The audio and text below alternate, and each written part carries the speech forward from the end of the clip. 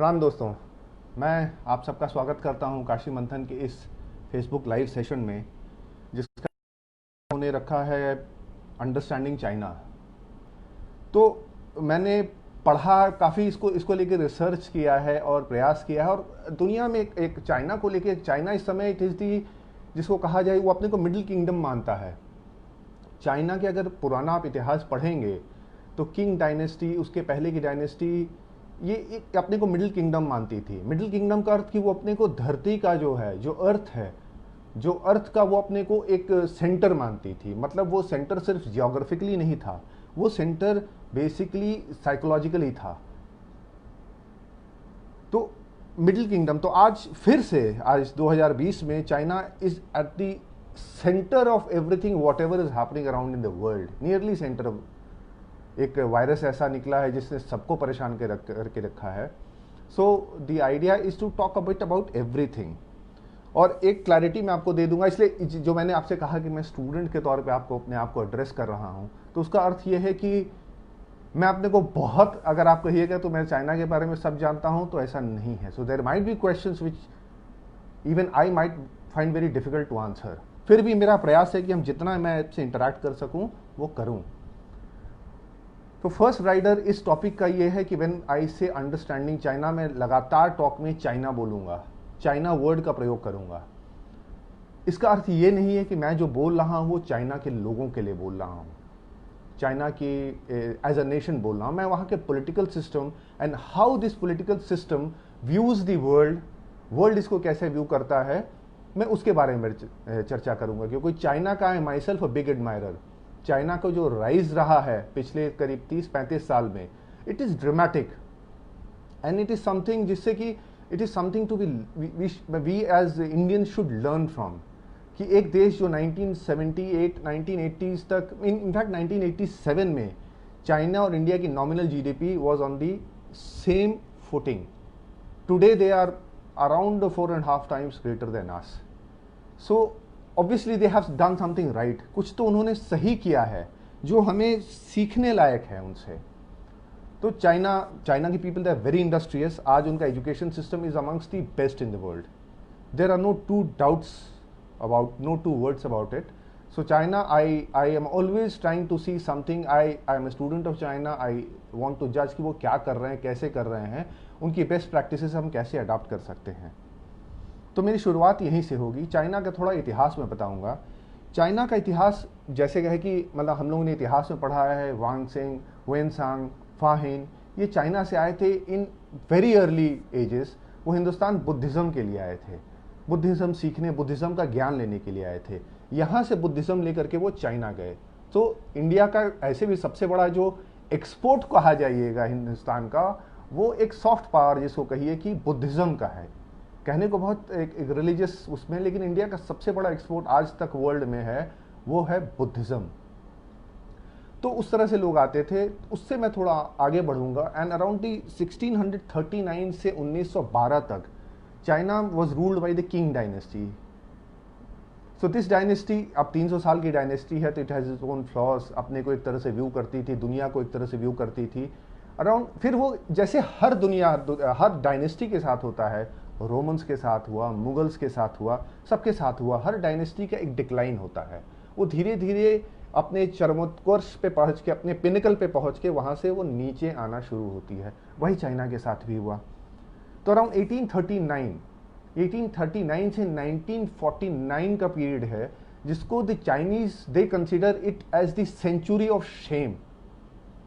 क्योंकि क्या हुआ था कि चाइना वॉज नेवर कॉलोनाइज्ड, जैसे इंडिया कॉलोनाइज हुआ था, तो China was never colonised in its entire history. वैसे कॉलोनाइजेशन चाइना का नहीं रहा, बट उनकी जो आउटर स्फीयर्स थे वो was controlled by western powers. जैसे मकाओ में पोर्चुगल था, हांगकांग वॉज ब्रिटिश। तो इस तरह से करके जर्मन का क्विंगडाओ था until the first world war. तो ये कंट्रोल करते थे दी पेरिफेरी ऑफ चाइना, और उस कंट्रोल करने की वजह से वो चाइना में पूरी तरह से इंटरफेयर करते हो गए। आप सबने सुना होगा ओपियम वॉर्स का, कि जब चाइना, ब्रिटेन ने वहां पे ओपियम भेजना, सस्ता ओपियम भेजना शुरू किया ग्रेजुअली पावर होल्ड करने के लिए। उससे उन्होंने इन्फ्लुएंस करना शुरू किया उस ओपियम के जरिए वहां की पॉलिटिक्स को। उस पर वॉर भी हुए, लड़ाइयाँ भी हुए, युद्ध भी हुए उसको लेकर के। तो द चाइनीज़, और उस समय ये जो फॉरेन पावर्स थे जो उनके पेरिफेरी पे सिचुएटेड थे, वो चाइनीज़ को बहुत ही नीची दृष्टि से देखते थे। They used to consider them the Chinese as second rate citizens. तो चाइना हैज़ दैट, उनके अंदर से एक एंटीपैथी है towards the waste.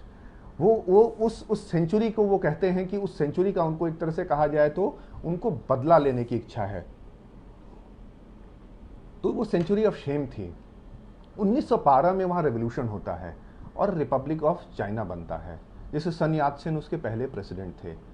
But things don't stabilise, China में स्टेबिलिटी उस समय आती नहीं है, इसलिए कि वो होल्ड नहीं कर पा रहे थे पार कायदे से लोग। और 1927 से लेकर 1949 तक, 1927 से 1949 तक एक उनके अंदर ज़बरदस्त सिविल वॉर हुआ, which I will come to later. हम एक क्रोनोलॉजी में चलेंगे जिससे मुझको बोलने में सहूलियत होगी और आप लोगों को उसको ग्रास्प करने में सहूलियत होगी। तो वहाँ से शुरू होता है उनका, फिर इंडिया से उनका कैसा रिलेशन शुरू हुआ। 1912 में हिंदुस्तान भी एक उथल पुथल से गुजर रहा था। 1905 में बंगाल का पार्टीशन हुआ था, लॉर्ड कर्जन ने बंगाल का पार्टीशन किया था, और हिंदुस्तान में उसको लेके काफ़ी हद तक एक आक्रोश था, रोष था। रेवोल्यूशनरी पावर्स इंडिया में भी उभर रहे थे उस समय, जो उसको एक्सेप्ट नहीं कर रहे थे। तो दोनों कंट्रीज फ्लक्स में थी उसी समय। और ब्रिटिश एम्पायर का एक रोल था, वो इंडिया की जो बाउंड्रीज थी, इंडिया वो थी ज्वेल इन देयर क्राउन। तो इंडिया की बाउंड्रीज को वो बड़े स्ट्रेटेजिकली देखता था। जैसे वेस्टर्न बाउंड्री थी, उसको हमेशा एक भय था कि रशिया का जार जो है, रशिया का जार को वो बिलीव करते थे, the British believe that the Russian tsar was looking for the warm waters of the Arabian Sea. उनके पास कोई पोर्ट नहीं था जो 12 महीने चले। तो ब्रिटिश को ये लगता था कि जार यहाँ एडवांस करना चाहता है हमेशा, तो हमेशा उस बाउंड्री को उसी हिसाब से घटाते बढ़ाते रहते थे, जिसको कहा जाए। कभी वो उसको ऊपर लेके चले जाते थे, कभी उसको वो पीछे लेके चले जाते थे। तो तिब्बत जो था, तो यहाँ पे उनको लगा कि क्यों नहीं हम ऐसी बाउंड्री बना दें, तिब्बत को ऐसी बाउंड्री। तिब्बत बफर रहा जनरली, हिस्टोरिकली इंडिया और चाइना के बीच में एक बफर रहा चाइनीज से, कि उनका प्रोविंस रहा, but there hold on Tibet was not very strong. एक कमजोर होल्ड था, एक पेरिफेरी का, जिसको बाद में ब्रिटिशर्स ने कहा सजरेनिटी। ना, व्हाट इज सजरेनिटी? सॉवरेनिटी नहीं, सजरेनिटी। सजरेनिटी ये होती है कि एक ओवल लॉर्डशिप, कि हम अपने को किसी को अपना सुपीरियर मानते हैं, उनको कुछ ट्रिब्यूट्स देते हैं, और उस ट्रिब्यूट्स कुछ गिफ्ट देते हैं, सालाना उनको गिफ्ट देते हैं, और उनकी छत्र छाया में हम जीते हैं, बट वो हमारे राजा नहीं होते हैं। तो एक तरह से ये रिलेशन था। बाद में दलाई लामा ने इसको कहा कि एक सेंट और पेट्रन का रिलेशन है। सेंट और पेट्रन का, जैसे कि एक पुजारी का और उसके याचक का जैसे रहा हो, जिसको कहा जाए। तो वो रिलेशन इनके बीच में था। तो चाइना को यहाँ फिर ब्रिटिश ने कहा कि इस समय हम बाउंड्री बनाने का अच्छा समय है। तो 1913 में एक कॉन्फ्रेंस बुलाई गई शिमला में, जिसको बाद वहाँ शिमला में बुलाई गई कि बाउंड्रीज डिफाइन कर दें तिब्बत को बीच में रखते हुए। तिब्बत भी नया नया उस समय, उसको भी क्योंकि 1906-7 के 1910 में किंग डायनेस्टी ने इन्वेड किया था तिब्बत, और इन्वेड करने के बाद होल्ड नहीं कर पा रहे थे वो कायदे से। अब ये भी एक जानने की बात है जो चाइना से बार बार होता है कि Tibet is an integral part. अगर आपका इंटेग्रल पार्ट था तो obviously you did not have to, nobody invades your integral part. आप अपने एक अभिन्न अंग को इन्वेड नहीं करते हैं। सो ऑब्वियसली ये अपने आप में this is a what should I से, एक कोराबोरेटिव एविडेंस है इस चीज का, जिसको माना जाए कि चाइना के उस तरह से होल्ड नहीं करता था तिब्बत को, जैसे वो अपने अन्य प्रोविंसेस को करता था। तो 1913 में कॉन्फ्रेंस बुलाई गई, जिसको हेनरी मैकमाहन थे, वो ब्रिटिश रिप्रेजेंटेटिव थे, तिब्बतन प्राइम मिनिस्टर थे, और चाइनीज रिप्रेजेंटेटिव थे। बेसिक था कि आउटर तिब्बत, इनर तिब्बत को बाउंड्री बनाना, उनकी कैसे बाउंड्रीज ड्रॉ करेंगे हम यहाँ से वहाँ तक, जिसका फॉलो आउट था कि इंडिया और तिब्बत के बीच में भी एक बाउंड्री ड्रॉ हुई। चाइना ने उस समय उसको साइन किया, इनिशियल किया। जो ड्राफ्ट आया जिसमें मैप लगा हुआ था, उसको इनिशियल किया चाइना ने। मैं कुछ नोट्स का भी रेफरेंस लेता रहूँगा। तो उन्होंने रेफरेंस किया, उसको इनिशियल किया। जो चाइनीज रिप्रेजेंटेटिव थे चेन यीफियान, ये 1914 में साइन हुई ट्रीटी। चाइनीज सजरेनिटी, इसमें ब्रिटिश ने कहा कि चाइनीज सजरेनिटी हम इस पे एक्सेप्ट करते हैं, बट वो उसको मर्ज नहीं कर सकता है, चाइना उसको मर्ज नहीं कर सकता है। साइन करने के बाद, रेटिफाई करने के बाद से जो चाइनीज रिप्रेजेंटेटिव था उसने रिफ्यूज कर दिया टू रैटिफाई नहीं किया था, इनिशियल किया था, बाद में रैटिफाई नहीं किया, but the British and the Tibetans they sign that. तो हिंदुस्तान, आप हिंदुस्तान और चाइना का बॉर्डर 3 पार्ट में है, एक है लद्दाख वाला वेस्टर्न पार्ट है, एक सेंट्रल पार्ट है जो उत्तराखंड और हिमाचल प्रदेश के बीच में, और एक है नेफा उस समय कहते थे, नॉर्थ ईस्टर्न फ्रंटियर एजेंसी जिसको कहा जाता था, आज वो अरुणाचल प्रदेश है। 3 पार्ट है, आप ज्योग्राफिकल मैप देखे समझेंगे तो समझ जाएंगे। तो तिब्बत जो है वो अरुणाचल प्रदेश के ऊपर है, अरुणाचल प्रदेश सिक्किम वो एरिया जो है वो तिब्बत वाला एरिया है। तो रैटिफाई उन्होंने नहीं किया। खैर, ब्रिटिश के इंटरेस्ट तब तक सर्व हो चुके थे क्योंकि रशियन जार भी तब तक खत्म हो चुके थे, रशियन रेवोल्यूशन हो चुका था, तो ब्रिटिश लॉस्ट इंटरेस्ट। एक पॉइंट ऐसे आया कि मैकमाहन जो लाइन थी उसको लोग भूल गए थे। फिर 1930s में एक बॉटनिस्ट आया, तो उस बॉटनिस्ट ने जब एक्सप्लोर करना शुरू किया उस रीजन को, तब फिर मैप्स निकले और पता चला कि एक ऐसी ट्रीटी भी साइन हुई थी। इसको चाइनीज कहते हैं कि ब्रिटिश ने ज़बरदस्ती इसको किया था, एक परफिडी शब्द होता है, ये ज़बरदस्ती हमारे साथ किया था, इस तरह की चीज़ें थी। खैर, बात बढ़ती है, अब मैं आऊँगा 1927 से लेके 1949 तक, दैट पीरियड ऑफ 1927 टू 1949, जब चाइना में एक सिविल वॉर होता है टू गेन पावर। एक तरफ है nationalist forces of Chiang Kai shake और दूसरी तरफ the communist forces of Mao Zedong. ये लड़ाई 22 साल चलती है और ये माओ जेडोंग की जो गुरिल्ला वॉरफेयर है उसका बेसिस यहीं पे है। पहले वो लॉन्ग मार्च से रिट्रीट करता है क्योंकि ही वाज नॉट दैट स्ट्रांग, वो रिट्रीट करता है, रिट्रीट करते करते वो अपने वेस्ट में रिट्रीट करता जाता है। फाइनली वो नेशनलिस्ट फोर्सेस को एक तरह से टायर आउट कर देता है जो चियांग काई शेक की है।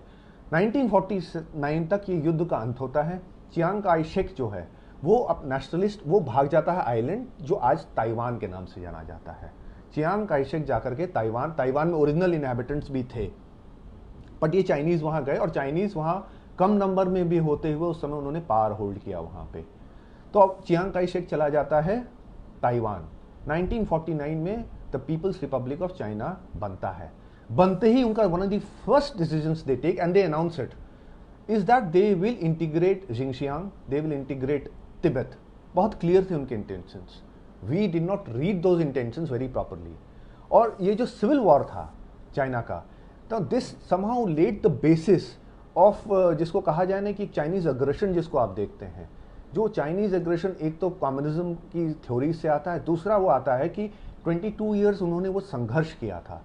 तो इसलिए वो एक संघर्ष से the country was born out of a struggle, और वो बड़ा वायलेंट स्ट्रगल था। India on the other hand we generally have been very pacifist, इसीलिए हम इतने सालों तक हम पे लोग रूल करते रहे, because we have been very pacifist. तो और इंडिया का जो इंडिपेंडेंस मूवमेंट था with due regards to everybody was primarily very very pacifist, हम नॉन कोऑपरेशन, सिविल डिसोबीडियंस, हम अहिंसा के रास्ते पे चलते थे। नेताजी के आने तक इंडिविजुअल, नेताजी ने एक इंडियन आज़ाद हिंद फौज खड़ा किया, वहाँ से एक थोड़ा सा मार्शल स्पिरिट वाली आई। नहीं, उसके पहले इंडिविजुअल एक्ट्स होते थे, छोटे छोटे एक्ट्स होते थे, बड़े ब्रेवरी वाले एक्ट्स होते थे, वेरी डेयर डेविल एक्ट्स, और उन्हीं की वजह से शायद वो स्पिरिट थी जो नेताजी ने एक फौज बनाई। लेकिन फिर भी ये this is N undeniable fact कि हमारा बड़ा पैसिफिस्ट एक अप्रोच रहा। इंडिपेंडेंस क्यों मिली, किसकी वजह से मिली? Independence was a combination of factors. Independence कोई एक कारण रखना उचित नहीं होगा कि सिर्फ इस कारण से मिली। This is a wrong history interpretation of history, because history is always a combination कि कुछ इनका योगदान, कुछ उनका योगदान, and we should give credit to everybody. खैर, तो 1949 में होता है and India is one of the first countries जो चाइना को रिकॉग्नाइज करता है, और लगातार पंडित जवाहरलाल नेहरू संघर्ष करते हैं कि चाइना को यूएनओ में जो सीट यूएन की थी वो चाइना को दी जाए, क्योंकि पीपल्स रिपब्लिक ऑफ चाइना को वो सीट नहीं थी। वो सीट उस समय होल्ड करने लगा था नेशनलिस्ट जो थे, चियांग काई शेक उसको होल्ड कर रहे थे, जिसको कहा जाए नेशनलिस्ट चाइना, ताइवान कहिए, ताइपेई कहिए, वो सीट को 1971 तक उन्होंने उस सीट को होल्ड किया है। तो नेहरू जी काफ़ी एक्टिव थे, शुरू से वो प्रमोट करते रहे चाइनीज मतलब माओ वाली, जो मेनलैंड चाइना जिसको कहा जाता है। उनका ये 1950 में पहला एक्ट ऑफ एग्रेशन होता है, जो उन्होंने कहा था इंडिपेंडेंट होते ही कि वी विल टेक तिब्बत। तो तिब्बत पे पहला हमला 1950 में होता है, अक्टूबर 1950 है संभवतः, ईस्ट तिब्बत पे।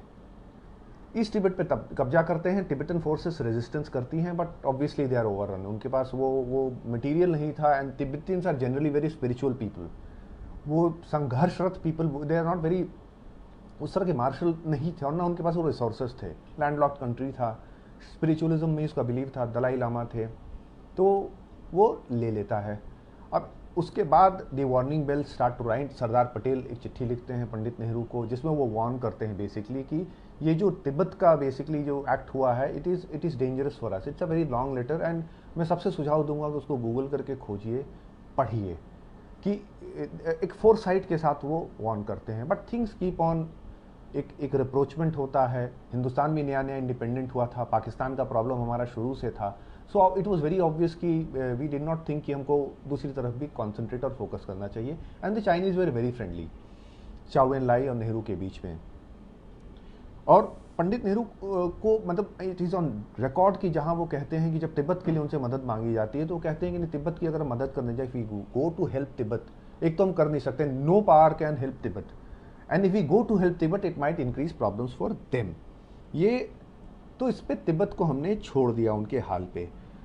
उसके बाद आता है ये 1951 में एक 17 पॉइंट एग्रीमेंट होता है बिटवीन तिब्बत एंड चाइना, जिसमें चाइना बेसिकली टेक्स ओवर। वो मतलब वो कहने को उन्होंने कहा कि हम आपके स्पिरिचुअल इस चीज़ को रेस्पेक्ट करेंगे, स्पिरिचुअल जो एस्पेक्ट्स उनको रेस्पेक्ट करेंगे, आपके जो भी सिस्टम्स हैं, जो भी रिलीजियस सिस्टम्स हैं, एग्रीकल्चरल सिस्टम है, सबको रेस्पेक्ट करेंगे। But that was purely on paper, which generally became the trend with China later on, as even India learnt later on that this was a tendency with them. And why should it not be a tendency with them? Because if you have to understand China, मेरा ये मानना है, because China is a very complex country, it's a very ancient and a very proud country. So if you have to understand China, then जैसे guerrilla warfare पे कहते हैं ना कि to fight a gorilla you have to think like a gorilla. तो अगर China से आपको कोई भी कॉम्पीट करना है, संघर्ष करना है, and I'm not talking of physical confrontation, if you have to compete with China, if you have to defeat China, if you have to overpower China, even in other fields economically, you have to think like China, minus the authoritarian rule, because that would not, अगर authoritarian होते तो हम और आप ये विमर्श भी नहीं कर रहे होते। So 1951 में एग्रीमेंट साइन होता है, ऑल गोज वेल। ब्रिटिश जो पहले तिब्बत में थे उनके कुछ मिलिट्री राइट्स थे वहाँ पे, गारतोक करके एक जगह है, गारतोक तिब्बत में, जहाँ पे उनकी ट्रेडिंग पोस्ट थी और उनके राइट्स थे, मिलिट्री एस्कॉर्ट था, पोस्ट एंड टेलीग्राफ था। तो ये इंडिया वहाँ नेचुरली, जब हमारे पास मतलब एवरीथिंग वेंट टू इंडिया, जो भी चाइना का था, ब्रिटेन का था सॉरी, तो जो ब्रिटिश सारे राइट्स हमारे पास आए। So this was the one of the rights we inherited from China, हमको मिला चाइना से, ब्रिटेन से, सॉरी कीप ऑन, तो ब्रिटेन से हमको ये मिला। But in 1954 an agreement is signed where India gives up all rights in Tibet. हम अपने सारे राइट वहाँ पे छोड़ देते हैं 1954 में, जो बाद में जाके पंचशील में कन्वर्ट हुआ। उसी एग्रीमेंट को आगे बढ़ाकर पंचशील किया गया 1954 में, जो पंडित नेहरू और चाउ एन लाई ने साइन किया, जिसमें था कि non interference in the affairs of the other country, दूसरे की सॉवरेनिटी रेस्पेक्ट करना, and there were 5 points which was जैसे चाइना ने बाद में प्रूव किया, it was more on paper, less on the field. So what happens 54 में ये होता है, उस समय ही, लेकिन ये तिब्बत को लेकर के केपीएस मेनन उस समय फॉरेन सेक्रेटरी थे, वो बड़ा, उन्होंने भी एक बड़ा बढ़िया उनका मतलब एक जिसको कही ना, उनका भी फॉरसाइट वाला एक स्टेटमेंट था। उन्होंने कहा था irredentism means the disrespect of boundaries, जिसको रिविजनिस्ट भी कहीं कहीं कहते हैं। तो वो जो टेंडेंसी थी वो चाइना में, it has always played a part in the policy of Chinese government, and he want कि वो they are basically waiting to free themselves of the pre occupation in the northern part to basically come towards us. ये उन्होंने कहा, और वो एक map के बारे में बोलते हैं जो उन्होंने चाइना में देखा था, जिसमें parts of Kashmir, parts of Arunachal Pradesh, Ladakh, बहुत क्लियरली उस मैप में वहाँ मिलिट्री एकेडमी थी जहाँ पे वो लगा हुआ था, संभवतः चेंगडू में थी। तो 1956 में फिर मैप्स आते हैं, 1954 में मैप्स कुछ शुरू होते हैं, वहाँ पे शुरुआत होती है जहाँ पंडित नेहरू ऑब्जेक्ट करते हैं कि दीज मैप्स, क्योंकि वो इंडिया के पोर्शंस को अपना दिखा रहे थे, अरुणाचल को दिखाते थे, जम्मू कश्मीर के कुछ पोर्शंस को। Then Chou N Lai says कि these are old maps, don't bother, we'll get the maps corrected. 1956 में थोड़े मैप्स खिसकते हैं, एक क्लेम होता है बॉर्डर लाइन का कि ये हमारा क्लेम है, वो मैप्स खिसकते हैं थोड़े. अब the warning bell start ringing even greater, but even then we did not believe कि China will ever invade us. ये पंडित नेहरू जी का और जो पॉलिटिकल एस्टैब्लिशमेंट था उसका ये मानना था कि China is not going to invade us, because इसका एक नतीजा होगा कि it might result in a world war, because the West will not allow China to come in over to India and take over India, so it might result in a world war. So Chinese इतने बुद्धिमान हैं कि वो ये नहीं करने वाले हैं. But that did not happen. 1957 में चाउ एन लाई कहते हैं कि मैकमोहन लाइन को, देखिए हम मैकमोहन लाइन जो आपने खींची हुई है अरुणाचल पे, we have not recognised it, हम उसको रिकॉग्नाइज नहीं करते हैं. But since it is an accomplished fact we accept it. Now watch the subtlety. हम उसको रिस्पेक्ट नहीं कर रहे हैं, हम उसको रिकॉग्नाइज नहीं कर रहे हैं, बट हम उसको एक्सेप्ट कर ले रहे हैं क्योंकि it is an established fact now. ये 1957 में चाउ एन लाई कहते हैं. एट द सेम टाइम ये कह रहे हैं, और 1957 में ही वहाँ से चाइना अपनी रोड अनाउंस कर देता है, एक रोड खींचता है अक्साई चिन. अक्साई चिन जो लद्दाख का ईस्टर्न पार्ट होगा, मैं आपको थोड़ी देर में एक मैप दिखा के समझाने की कोशिश करूंगा, जो उसका वेस्टर्न पार्ट होगा वहाँ से वो रोड निकालता है और वो रोड ले आता है टू ज्वाइन जिंगशियांग. जिंगशियांग को ज्वाइन करता है विद तिब्बत. गारतोक में वो ज्वाइन करती है road. Indians come to know of it, but we somehow keep denying what is happening before us. And in fact the parliament came to know 2 years later कि ऐसी कोई रोड बनी है अक्साई चिन के थ्रू. तो वहाँ से बनता है 1959 में चाउ एन लाई सेज कि there is no boundary which has been delimited by any treaty or agreement. But now finally the gloves are off. 1959 तक आते आते the gloves are absolutely off. वो कहते हैं ऐसी कोई ट्रीटी नहीं है जो हमारी थी जिसका आज हम सम्मान करेंगे. 1960 में फिर पंडित चाउ एन लाई आते हैं. पहले वो बुलाते हैं, काफ़ी दिन यही चलता है, वो बुलाते हैं 15 दिन की नोटिस पे. No prime minister will go to another country on a 15 days notice कि आइए यहाँ डिस्कस करिए. इनफैक्ट 1960 में अप्रैल में आते हैं. The talks are inconclusive, at times very hostile. और व्हाट हैपेंस कि कमिटी वो बनाते हैं, जो committee will look into these things. Now what does the committee do? The Chinese they come up with new claims. अब 1960 में there are new claims. वो new claims क्या है? जो उनकी 1956 की बॉर्डर लाइन थी उसको दे पुश फर्दर वेस्ट. अब आप समझिए कि अगर ये लद्दाख है ऊपर हमारे, and west means with moves towards Leh, जो बॉर्डर था वो और अंदर खींचता है. तो ये उनका 1960 क्लेम आता है. 1961 में हमारी फॉरवर्ड पॉलिसी शुरू होती है. फॉरवर्ड पॉलिसी जब शुरू होती है तो हम जगह जगह पे हमारे पोस्ट बनाए जाते हैं. जो एम्प्टी टेरेन है वो पोस्ट बनाए जाते हैं. और 1961 में वो फॉरवर्ड पॉलिसी शुरू होती है. तब तक चाइना अक्साई चिन में पूरी तरह से काबिज हो चुका था जिसको कहा जाए. और आज की तारीख में they have 38,000 square kilometres of Indian territory Aksai Chin में इज हेल्ड बाय चाइना. और उस समय के पंडित जी का एक बहुत फेमस स्टेटमेंट भी है कि not a vestige of grass grows there, कि घास का एक तिनका भी वहाँ नहीं होता है. So perhaps we were thinking कि स्ट्रेटेजिक, बिकॉज एक पॉइंट है कि we Indians are strategically we are very not very what should I say very sharp. हम ज़्यादा केयर नहीं करते हैं कि स्ट्रेटेजिक थॉट को हम बहुत रिस्पेक्ट नहीं करते हैं. दिस इज़ अ वेरी, क्योंकि हिंदुस्तान लगातार हमलों से भी हमारे ऊपर हमले होते रहे, but even then strategic is something we don't consider to be very important. Now it's obviously started to increase, but उस समय नहीं था. खैर, फॉरवर्ड पॉलिसी होती. Forward policy was bound to fail, क्योंकि आप कुछ लोगों को, कुछ पुलिसमैन को या कुछ सोल्जर्स को इतनी दूर बैठाएंगे और उनकी कोई सप्लाई चेन नहीं है.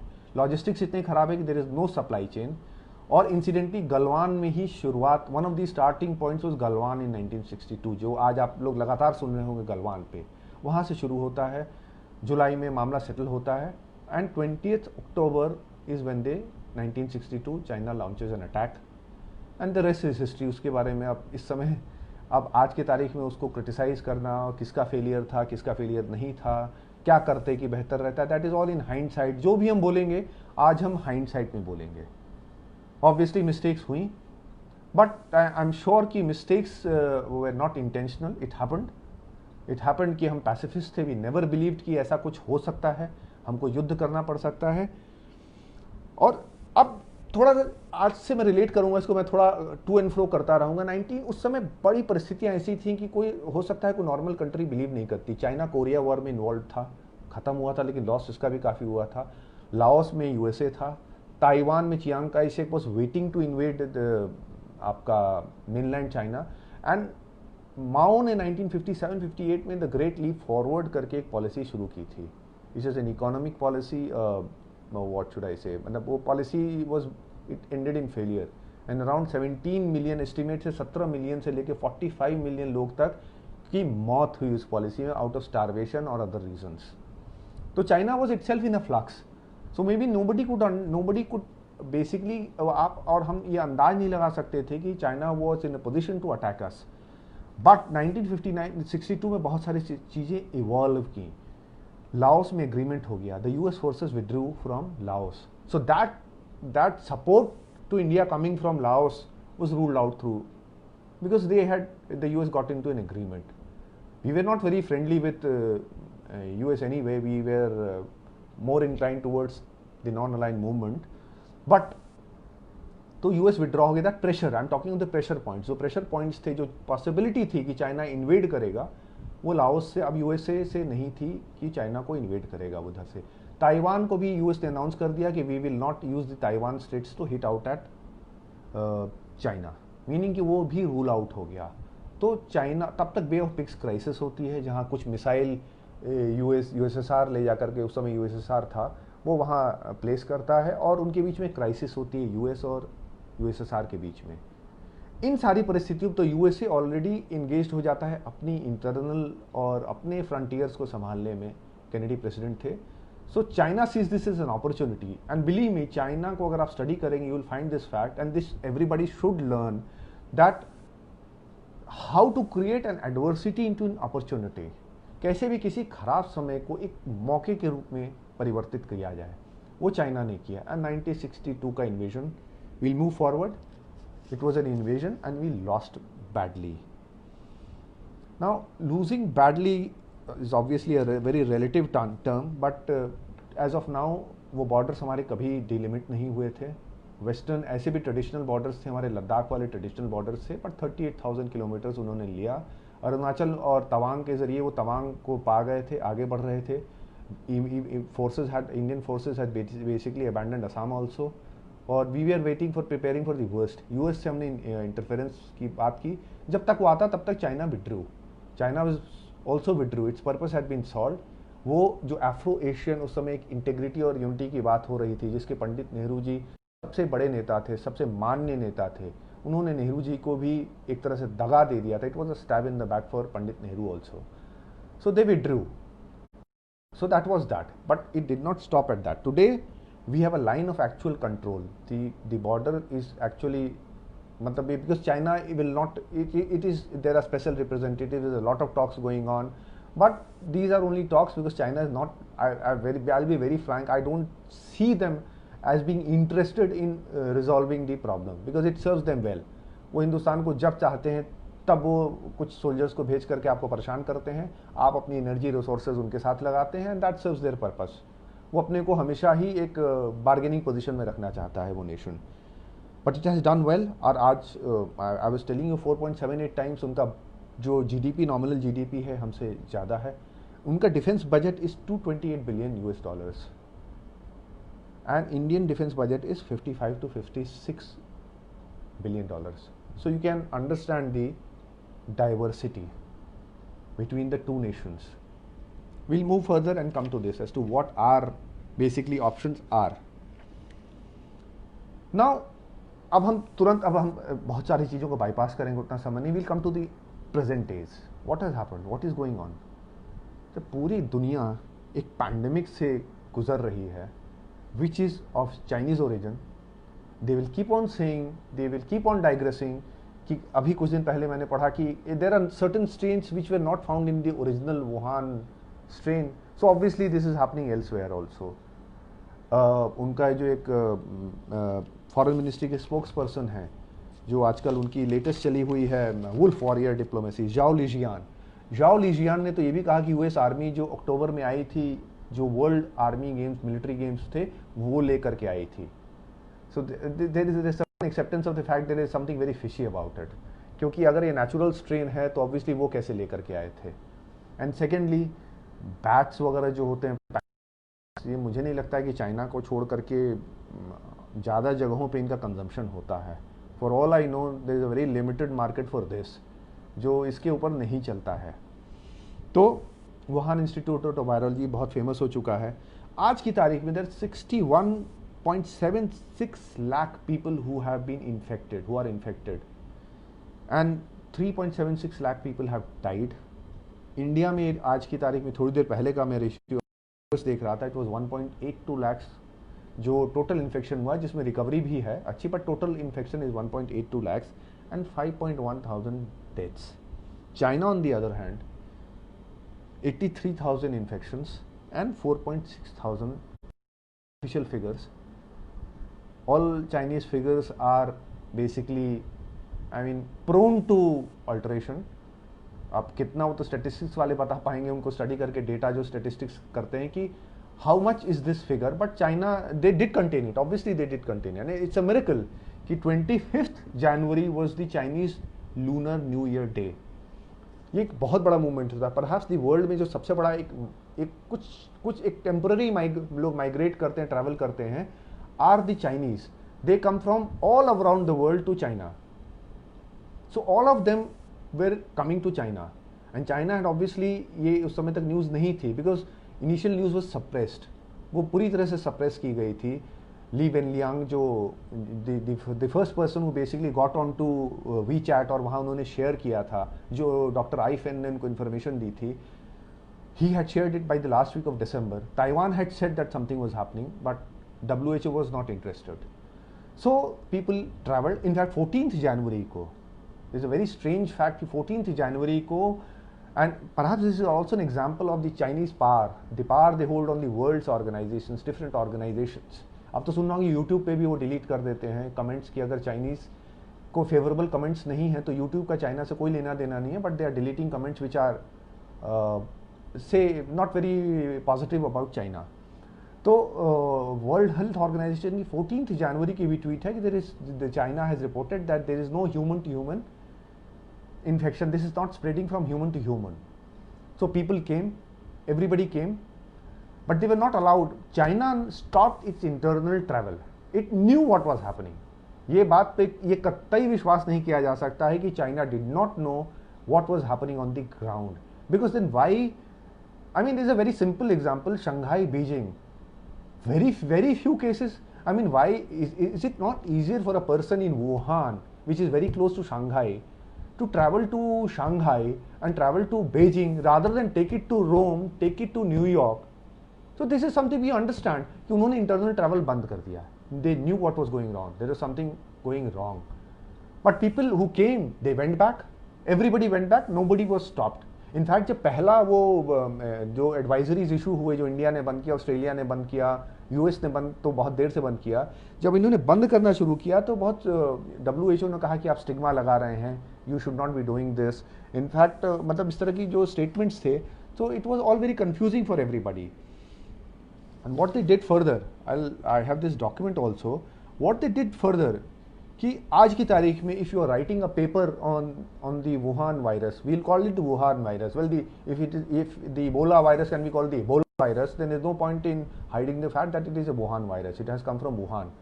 So what did they do? आज की तारीख में if you have to write about this virus, then you have to get it vetted by the, उनकी एक कमिटी है चाइना में which vets the articles, scientific articles are vetted, if they pass through only then these articles are allowed to publish. Shanghai में 12th जनवरी को there was this lab जिसने which shared the first genome sequence with the world. First genome sequence of the Wuhan or the COVID or the coronavirus was shared by a Shanghai lab, and immediately the lab was closed by the government.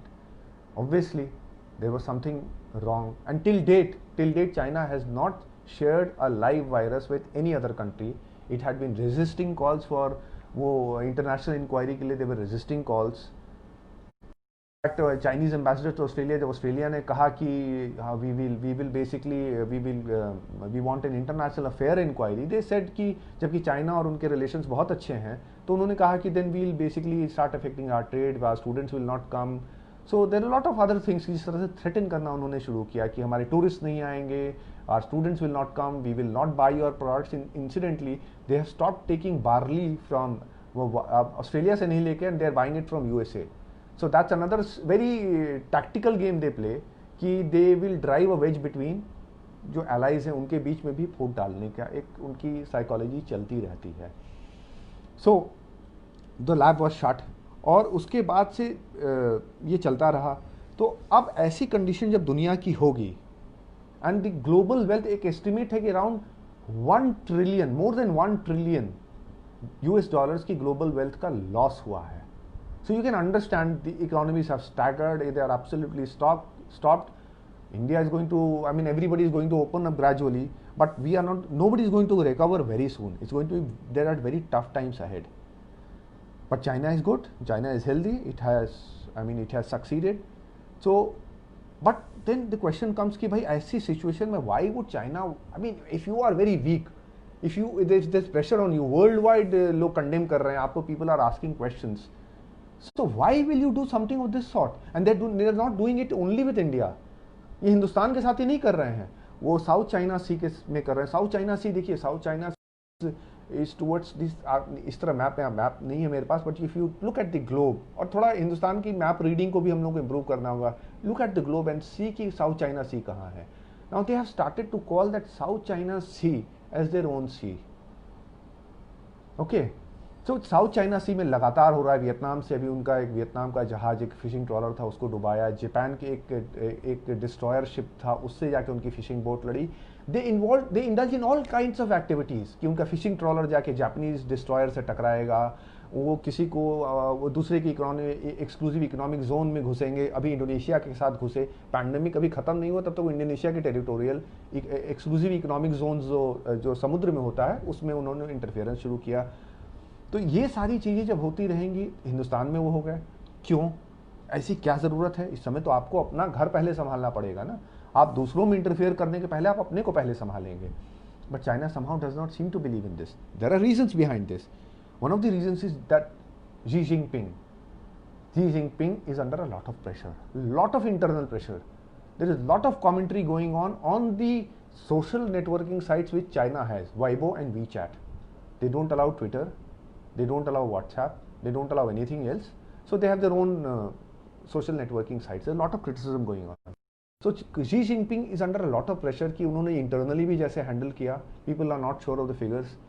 क्योंकि there was a news report की earns जो होती हैं, जो अस्थि कलश जिसको हम कहते हैं, वो जितना इन्होंने रिपोर्ट किया उससे बहुत बड़ा नंबर लोग वुहान में लेकर के गए हैं. So nobody is sure as to what exactly has happened. Dissent पे रूथलेसली वो क्रैकडाउन हो रहा है. Nobody is allowed to say anything. So Xi Jinping is under lot of pressure.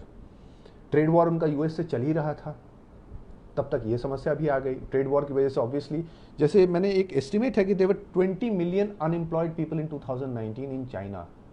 20 million unemployed people. This year that number is expected to go to around 70 to 80 million people. Listen to me again, 70 to 80 million unemployed people in China in 2020. That is the expected figure. So obviously, मतलब एक resentment होता है ना. आप समझिए, इस चीज़ को समझिए कि resentment क्या होता है. लोगों का resentment आना शुरू होता है इस पे. Internal भी, भले ही आप कितना भी crack down करें, but people don't like this. So he's under pressure. उनके प्रिंसलिंग्स होते हैं. प्रिंसलिंग्स आर पीपल जो हाई पार्टी में जो बहुत वेटरन होते हैं, जो उनकी पार्टी सीपीसी जो है, सीसीपी जो है, उसमें जो वेटरन्स उनके जो लड़कियां जो हैं, दे आर वेरी स्ट्रॉन्ग. वहाँ भी वो nepotism, Chinese are also very good at dynastic rule and nepotism. Xi Jinping भी comes from a very good lineage. So they have started to, मतलब उन्होंने बेसिकली वो अपनी जो अपनी नेशनल बॉडीज है उसकी मीटिंग तक को उन्होंने कॉल किया, which is a very brave step. And what has happened, बड़ा एक देयर आर डॉक्यूमेंट्स, जैसे वहाँ पे 2 papers have come out. I will read out the essential parts because this is very essential for all of us to know as to what exactly is going on in China. Ren Zhiqiang है. Ren Zhiqiang is a billionaire. He's a billionaire. Real estate में उनका काम है. He's a billionaire. People is one of the at once upon a time perhaps he was the richest man in China.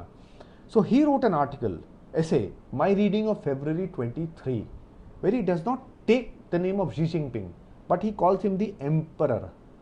So what does he say? He says that he's talking about the National Party conference जो उनकी हुई थी on 23rd of February, where everybody had endorsed, the party had endorsed कि the steps being taken by Xi Jinping are exemplary. World Health Organization भी उनको बहुत exemplary certificate दिया है. But the exemplary, and obviously nobody can oppose a dictator. So Ren Zhiqiang, he writes about the 23rd of February. Listen to this very carefully. Standing there was not some emperor showing us his new clothes, but a clown with no clothes who is still determined to play emperor. I mean, these are very, very, very harsh words. You cannot speak like this in China. I mean, this is India. We are not used to this. We can go and abuse anybody. We take our freedom of expression for granted, and हम किसी को कुछ भी बोल सकते हैं. ये China है. This is not allowed. And come to you कि क्या हुआ. दूसरा एक आता है, एक और ऐसे आता है जो लिखने वाले थे जू जांगरुंग. इनके ऐसे का नाम था viral alarm when fury overcomes fear. So what does he say? He says that Xi Jinping, he does not name Xi Jinping. They are still fearful. वो Xi Jinping का नाम नहीं लेते हैं. तो वो कहते हैं, faced with this virus, he calls him a helpless leader, and says, faced with the virus, the leader has flailed about, seeking answers with greater urgency. Flailing about means हाथ पैर चला रहा है, but he is getting no answers. So this is what is happening inside China. Unemployment बढ़ रहा है. Unemployment बहुत बुरी तरह से मैंने फिगर दिया आपको. रिजेंटमेंट बढ़ रहा है. और जो इनका एक सिस्टम था जो डंग जियाओपिंग ने इंट्रोड्यूस किया था कि कलेक्टिव लीडरशिप का था. कलेक्टिव लीडरशिप, क्योंकि माओ ने सेंट्रलाइज कर लिया था सारा पावर अपने पास. ऑल पावर, जो भी चाइना में पावर हो माओ के पास था. So after Mao's death when Deng Xiaoping, जो he was not very liberal, 1989 में Tiananmen was done by Deng Xiaoping. But amongst these people and what the China you are seeing, we are seeing today was basically what should I say कि वो basically जो शुरुआत थी was done by Deng Xiaoping. The credit goes to Deng Xiaoping. Liberalization of the economy, reaching out to the West was done by Deng Xiaoping. So he had basically framed a policy कि जिसको हम कहें collective leadership की, एक सामूहिक नेतृत्व का. But Xi has turn everything else. वो सब कुछ बदल दिया है उन्होंने. वो जो डंग ने किया था कि 2 टेन्योर रहेगा of a president, only 2 tenures for a leader, has been removed. In 2018 it was decided that the leader of the peoples Republic of China, it is not necessary to that there is no boundation कि 2 ही term रहेगा. You can. So Xi Jinping in effect is president for life today. So these people are accusing him. They are making very nasty remarks, I would say. अगर आप China को देखिएगा तो बड़े घातक रिमार्क्स हैं. दोनों लापता हैं. दोनों आज की तारीख में लापता हैं. जैसे डॉक्टर आइफेन लापता है. इनका कोई ट्रेस नहीं है कहाँ गए. ली वेनलियांग से माफ़ी मंगवाई गई थी. ली वेनलियांग कुछ दिन बाद उसी वायरस से मर गए जिसके बारे में वो बता रहे थे. So it is a very country. अब जी के पास वन ऑफ दी एक्शंस, जब ऐसे डेस्पोटिक लीडर्स होते हैं, जब अथॉरिटेरियन लीडर्स होते हैं जो सारा पावर खुद में वेस्ट करते हैं, there is no democracy. You cannot, there is no elections as such that you can defeat a leader, और basically the leader is doing good, people want him, they give him another term, but the power finally lies with the people to elect him or not to elect him. उनको चुनना नहीं चुनना तो आपके हमारे हाथ में है. कोई भी नेता कहीं पे चाइना खुद को चुनते हैं. वो जब जी जिनपिंग 2012 में जब ये पावर इनको मिला तो सबसे बू झिलियाई करके एक वहाँ पे बहुत पॉपुलर लीडर था, चांसेस थे कि वही प्रेसिडेंट बनेंगे, बट उनको साइडलाइन किया गया और उनको करप्शन केसेस में उनकी वाइफ को on murder charges were removed, all trumped up. तो on the name of corruption कोई लीडर, जो भी डिसेंटिंग लीडर है, उसको करप्शन के नाम पे it is an unmistakable fact that Xi Jinping has been able to control corruption. That is an unmistakable fact. But उसी की आड़ में जो भी उनके ओपोनेंट्स थे वो बाहर हो चुके हैं. तो ये चाइना है. अब ऐसी पोजीशन में ऐसा लीडर क्या करे? ऐसा लीडर ये करता है कि फिर वो अपनी मिलिट्री स्ट्रेंथ दिखाता है, नेशनल स्पिरिट दिखाने की कोशिश करता है कि हम पावरफुल हैं, we are standing up for the nation. So what they do, Taiwan जाते, ताइवान को धमकी देते हैं, उनके वहाँ पे शिप्स घूमना शुरू होते हैं, वो आपके साउथ चाइना सी में धमकी देना शुरू करते हैं, हिंदुस्तान में इंट्रूड करते हैं. तो ये सारी चीज़ें जो दिखाती हैं कि डिसकंटेंट को करने के लिए आ रहा है. But a problem exists. There, by all accounts, although the government has not said anything, the Indian Army has not said anything. There are a lot of people जो exaggerate कर रहे हैं कि they have built bunkers inside Ladakh और वो गलवान में bunkers बनाए हुए हैं, which for all my information says that is all bunkum. वो बेसिकली भ्रमित करने का प्रयास है, वो सरकार के लिए है, सरकार को एक तरह से आपको बदनाम करने का प्रयास है. That has not happened, but there are people inside. I mean for all by all accounts वहाँ पे लोग हैं, गलवान में हैं, पैंगोंग के पास हैं, एंड दे हैव कम, मतलब एक क्लब्ड वो जो डंडे लेके आए जिनको क्लब्स कहते हैं, वो मेटल उनके ऊपर लगा के इस बार लाए थे, जिससे काफ़ी इंजरी हुई है. आज भी एक डिफरेंस देखिए, the PLA, the peoples republic liberation army जो चाइना की हो, एंड द इंडियन आर्मी, दोनों का डिफरेंस आप छोटा सा समझने का प्रयास कीजिएगा. आज ही एक वीडियो एक मेरे फ्रेंड ने ही भेजा और बहुत वायरल हुआ है. वो वीडियो में है कि एक गाड़ी, इंडियन आर्मी वाले, एक गाड़ी है, चाइनीज़ दिख रही है वो गाड़ी, मतलब उस पर जिस जो बाय ऑल अकाउंट तो चाइनीज़ इस तरह से तोड़ रहे हैं, और एक उनका जो सोल्जर है वो इंजर्ड गिरा हुआ और पथराव चल रहा है. एंड इंडियन आर्मी का एक मेजर उसको एक शील्ड लेकर के उस he is protecting that injured soldier. He Chinese है, but that does not mean वो उनकी ह्यूमैनिटी नहीं छोड़ा है उसने. He has, because उसके सिर से ब्लड निकल रहा है, that as seen in the visuals, so he's protecting him from getting injured further उस पथराव में. So that is a moral army. That is how a moral army behaves. Fighting, जैसे कारगिल में भी Indian army was the moral army. हमने दफनाए उस army के soldiers जिस आर्मी ने अपने मरे हुए सोल्जर्स को रिफ्यूज कर दिया एक्सेप्ट करने से. हमारी आर्मी ने उनको पूरे रिवाज से उनको दफनाया. And that is why we should respect our army. It's a moral army. तो ये एक प्रॉब्लम तो है. प्रॉब्लम क्या आ रही है? पहली problem belt and road initiative, जिसको सीपेक भी कहते हैं, चाइना पाकिस्तान इकोनॉमिक कॉरिडोर, उसका एक पार्ट है. बेल्ट एंड रोड इनिशिएटिव का एक पार्ट है सीपेक. अब ये सीपेक क्या हो रहा है कि सीपेक जो है वो बेसिकली जा रहा है जिंगजियांग को कनेक्ट कर रहा है कराची से. जिंगजियांग का नाम आपने सुना होगा, वहाँ से कनेक्ट कर रहा है कराची को, क्योंकि चाइना का एक सिंड्रोम है, मलक्का सिंड्रोम. मलक्का सिंड्रोम अगर आप मैप देखेंगे, एटलस देखेंगे, तो सिंगापुर और इंडोनेशिया के बीच में एक बहुत नैरो स्ट्रेट है. उस स्ट्रेट को कहते हैं the Malacca strait. Now China के मिलिट्री स्ट्रैटेजिस्ट को they have this fear Malacca strait का. उनका सारा ट्रेड उसी मलक्का स्ट्रेट से गुजरता है. उनको ये फियर है कि the people who are in opposition, the army who are in operation in opposition to China, the day they decide they can block that Malacca Straits, and if they block the Malacca Straits, and the Chinese Navy is still not that strong to take on many armies together, it is evolving very fast, but it is still not in a position to take on the US Navy as of now and the rest of the navies. तो Malacca वो syndrome है उनको, that is the syndrome. What if this strait is closed? तो आपकी energy supply सारी बंद हो जाएगी ना, and a country is dependent on energy. To fight a war you need energy. So that energy supply will be closed because all petrol आपका middle east से होते हुए, उधर से गुजरते हुए इंडियन ओशन से मलक्का स्ट्रेट के थ्रू चाइना जा रहा है. So that is hurt. So what are they doing? एक ऑल्टरनेटिव बना रहे हैं कि we will bypass this Malacca strait, we'll start from Xinjiang and go to Karachi, और हम बाई रोड ट्रांसफर कर लेंगे. It's very clever, very intelligent. So that is, but that is small hitch. It passes through Gilgit Baltistan.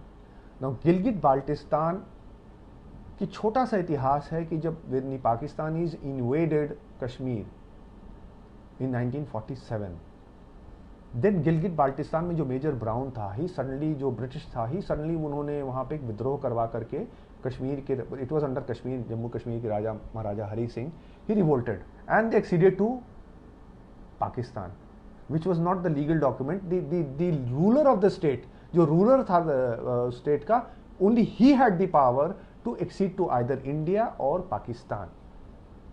इस case में गिलगिट बाल्टिस्तान में that did not happen. It was a revolt and Major Brown acceded to Pakistan. So obviously Indian maps भी जैसे दिखाए जा रहे हैं. 6 सितंबर को जब home minister Amit Shah ji parliament में बोल रहे थे, आफ्टर दैट 5 अगस्त इवेंट जब एब्रोगेट किया 370, so he said very specifically that they are looking at Aksai Chin also. They are looking at everything. Pakistan में Gilgit Baltistan, Aksai Chin. I mean, this is all India's part. You cannot take it away. Now, वो statement has hurt them. Now they have started that feeling that pinch because it is a very insecure, because authoritarian leaders are very insecure कि what if it happens, it is that fear. तो वो BRI India accept नहीं कर रही है, CPEC के बिना वो इंडिया के एक्सेप्ट किए बिना एक बहुत बड़ा मार्केट है, is remaining outside. So that is one. जो 2017 में पहला डोकलाम क्राइसिस हुआ उसका भी इतिहास था कि people had basically what had happened कि India had not attended the first BRI summit which was held in China. Even USA had sent, Putin was there, President Putin was there, USA had sent a representative. India was the only major country which did not attend that conference, that summit, and said that because it is impinges on our sovereignty. मेरी जो प्रभुत्व है, जो हमारा संप्रभुता है, उस पे ये बाधक है. हम नहीं आ सकते. गिलगिट बाल्टिस्तान हमारी टेरिटरी है. आप हमारी टेरिटरी से आप लेकर के जा रहे हो और हम उसके पार्ट हो जाएं, पॉसिबल नहीं है. It hurts them. अब तो but there are other ways. आप रिजॉल्व तो इसको कर ही सकते हैं, हर हाल में इसको कर सकते हैं. 2005 का एक एग्रीमेंट है which doctor Manmohan Singh had signed with the Chinese, which basically talks about exchanging hydrological data for peace building है. Special representative to seek political settlement of boundary disputes. This is all in that settlement, in this agreement. But are the Chinese doing it? No. It is being violated at will. वो जब चाहते हैं उसके बाद से भी, चाहे डेप्सांग में हो, चूमर में हो, कहीं भी हो, वो एंट्री करते हैं, फिर वो विड्रॉ करते हैं. तो डोकलाम क्राइसिस में बोल रहा था, तो डोकलाम वॉज एक तरह से वो कहिएगा कि वो चाइना का सिग्नल था शी जिनपिंग का, that if you don't accede to CPEC then this is what we can do, we can cut off your chicken snack. हम यहाँ से यहाँ हम अपनी फोर्सेस से कैप्चर कर सकते हैं. सो दे आर वेरी स्ट्रेटेजिक. उनकी थॉट प्रोसेस हमसे बहुत अलग है. तो ये अभी जो मैंने 2005 के एग्रीमेंट बनाया, इसका दूसरा एग्जांपल 2017 मैंने इसलिए आपको बताया कि 2017 में डोकलाम के बाद से ब्रह्मपुत्र में बाढ़ आई आसाम में. वो बाढ़ इसलिए आई कि डेटा शेयर करना होता है हर साल. चाइना जो लोअर जो डाउनस्ट्रीम कंट्रीज हैं जैसे इंडिया है और बांग्लादेश है ब्रह्मपुत्र पे, so it shares hydrological data, उस पर आप तैयारी करते हैं अपनी. 2017 में China after Doklam, after CPEC, that summit did not share that data, और उस साल बहुत ज़बरदस्त बाढ़ आई, कई बार बाढ़ आई आसाम में. आयरॉनिकली, विडंबना देखिए, that data was shared for the same year was shared with Bangladesh. So these are very subtle signals which China, country like China sends. बहुत हल्के signals है, but you have to understand these signals कि वो क्या signal दे रहा है. उनकी policy basically है, वो 3 स्ट्रैटेजीज है उनकी. साइकोलॉजिकल 2003 में बनाया उन्होंने, psychological warfare, media warfare, legal warfare. इनके जरिए वो स्ट्रेटेजिक कंटेनमेंट कर रहे हैं इंडिया का. कैसे? पाकिस्तान के थ्रू वेस्टर्न बॉर्डर में इंडिया को पूरी तरह से एंगेज किया हुआ है उन्होंने, पूरी तरह से इंडिया को एंगेज किया हुआ है. पाकिस्तान को वेसल स्टेट कहिए कि उनका मतलब एक तरह से गुलाम देश कहिए, उसको पाकिस्तान को उनका प्रॉक्सी कहिए, कुछ भी कहिए, लेकिन पाकिस्तान के जरिए उन्होंने इंडिया को इंडिया के वेस्टर्न बॉर्डर्स में पूरी तरह से एंगेज किया हुआ है, जिससे इंडियन इकोनॉमिक रिसोर्सेज डाइवर्ट होती हैं. खाली मिलिट्री रिसोर्सेज नहीं, इकोनॉमिक रिसोर्सेज डाइवर्ट होती हैं, प्रेशियस रिसोर्सेज जाती हैं आपकी, but you have to defend your country. तो वो स्ट्रेटेजिक कंटेनमेंट के लिए वर्क कर रहा है कि आप टोटली अपने जो बॉर्डर एरियाज हैं, जो माउंटेनियस एरियाज हैं, आप उन पे फोकस करो and don't look at the maritime जो उनका है, जो हमारे समुद्र का रास्ता है, उस पर ध्यान मत दीजिए. उधर अपनी कैपेबिलिटीज बिल्डअप नहीं करिए, because they are trying to build up their capacity through the Indian ocean.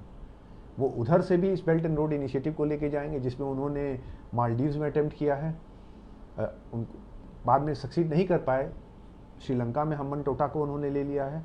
ये डेट ट्रैप डिप्लोमेसी, आपको पैसा देंगे, पैसा देने के बाद इतने हाई लोन्स रहेंगे और उसकी इकोनॉमिक वायबिलिटी उस पोर्ट की, एयरपोर्ट की रहेगी नहीं. Finally you will give it to them. तो हम्बन टोटा आज चाइना के पास है क्योंकि श्रीलंका वाज अनेबल टू पे. तो इस तरह से स्ट्रेटेजिकली वो इंडिया को कंटेन कर रहा है टुवर्ड्स दी माउंटेन. जहाँ जहाँ माउंटेन्स हैं हमको वहाँ वहाँ वो कंटेन कर रहा है. मीडिया को कैसे यूज़ करता है इसको देखिए. इनका स्टेटमेंट्स आए हैं चाइनीज फॉरेन मिनिस्ट्री की ऑन द 19th में and on the 22nd of May कि India has intruded into the Chinese territories. You will be surprised to know, ये जो स्टेटमेंट्स है, these statements have not been carried, is not been carried on the website of the Chinese foreign ministry. Neither has this been circulated. ये Chinese media को ये statement नहीं दिया गया है. ये स्टेटमेंट मात्र इंडियन मीडिया को दिया गया है. इंडियन मीडिया इसको कैरी करता है। तो आपको आपकी ही नज़र में वो साइकोलॉजिकली आपसे खेल रहे हैं थ्रू मीडिया। तो इस तरह चाइना लगातार आपसे करता रहेगा। आज एम्बेसडर सुन माइडोंग कुछ दिन पहले कहा कि dragon and elephant can dance together. ये देखिए साइकोलॉजिकल वॉरफेयर कि ड्रैगन एंड एलिफेंट आप इंट्रूड भी कर रहे हैं and we are the dragon and the elephant can dance together. These are all warfare. वो कैसे करते हैं? जो जाओ लिजियान हैं वो कहते हैं कि borders are overall stable and controllable. बहुत डीप स्टेटमेंट्स हैं, stable and controllable. What does this mean? You come in to my house, you take a room of mine, आप अपनी एक कुर्सी ले आइए, मेरे कमरे में रख दीजिए और उसके बाद कहिए कि now everything is stable and controllable. I am sorry, this is not stable and controllable in the sense you are trying to say. Nobody wants a war, but this is not the stable status quo। आप बदलते रहोगे बार बार, आप आगे बढ़ते रहोगे inch दर inch, वो संभव नहीं है। वो जो होना था हो गया, अब संभव नहीं है उस तरह की पॉलिसीज़ को आप चला पाना। सो ये हमारे उनके कॉन्फ्लिक्ट यहाँ चल रहे हैं। दूसरा, जैसे लोगों ने कहा कि आप लोगों ने भी इसको पढ़ा भी होगा, समझा भी होगा कि इंडिया जो इंफ्रास्ट्रक्चर है, वो इंफ्रास्ट्रक्चर को काफ़ी स्पीड अप इंडिया ने पहले कर दिया है, पहले के हिसाब से काफ़ी स्पीड अप कर दिया है। 2018 तक ये काफ़ी स्लो चल रहा था, 2018 ऑनवर्ड्स ये काफ़ी स्पीड अप हो गया। मैं आपको एक मैप दिखाता हूँ, इसमें प्रयास करता हूँ दिखाने का, आप लोग ज़रा समझने का। पहली रोड है हमारी दुर्बुक श्योक रोड। इसको जरा सा अगर आप लोग अगर देख पा रहे हो, ये दुर्बुक है, ये ठीक है, ये शायोक है, बीच वाला जो पोर्शन है शायोक है, और उसके ऊपर दौलत बेग ओल्डी है जो इंडिया का एयरपोर्ट है। शायोक इज लास्ट जो हमारा इनहैबिटेड विलेज है वो शायोक में है, और दौलत बेग ओल्डी में हमारा एयरपोर्ट है जहाँ पे heavy aircrafts can land there. So this road has been constructed, it's around 255 kilometres, जिसमें संभवतः 201 किलोमीटर्स हैज़ बीन कवर्ड। तो अब इनके लिए दूसरा एक और बोगीबील लास्ट ईयर आसाम में इनॉग्रेट किया, एक ब्रिज बना है which connects Assam to Assam, but Arunachal की जर्नी जो है वो 10 आवर्स कम हो जा रही है। Journey between Assam and Arunachal it is reduced by 10 hours. So obviously you understand now the Indian army can move its logistically its infrastructure at a very fast rate. We can reach our border areas very fast. So this is unnerving them। अब वो उसको कहीं ना कहीं relate कर रहे हैं Indian उन पॉलिटिकल स्टेटमेंट से कि हम अक्साई चीन को भी देख रहे हैं। We are looking at Gilgit Baltistan, they are very nervous about Gilgit Baltistan. If Gilgit Baltistan is gone, CPEC is gone, और वो जो कट करने का प्रयास है मलक्का स्ट्रेट को, वो भी gone. So they are very nervous about it. So all this is to basically इस रोड को कैसे रोको, कैसे इनका इंफ्रास्ट्रक्चर होता है। तो दूसरा प्रॉब्लम देखिए, ये एरियाज ऐसी हैं कि हैबिटेड तो है नहीं, बहुत कम लोग हैं, नहीं हैं लोग के बराबर। तो जब आपकी पेट्रोल जाती है, जब रोड पे आपकी पेट्रोल मूव करती है, रोड होती है तो पेट्रोल ज़्यादा दूर जाएगी। अब आपकी पेट्रोल्स और उनकी पेट्रोल्स कहीं ना कहीं क्लैश करेंगी, क्योंकि वो बॉर्डर तो डिफाइंड है नहीं, डिमार्केटेड है नहीं। Chinese are not interested in demarcation. तो वो जो पेट्रोल्स हैं वो कहीं ना कहीं क्लैश करेंगे, एक दूसरे से मिलेंगी, एक दूसरे से भिड़ेंगी। तो इसलिए इनके लिए बहुत प्लेजेंट नहीं हो रहा है ये इंफ्रास्ट्रक्चर का बनना।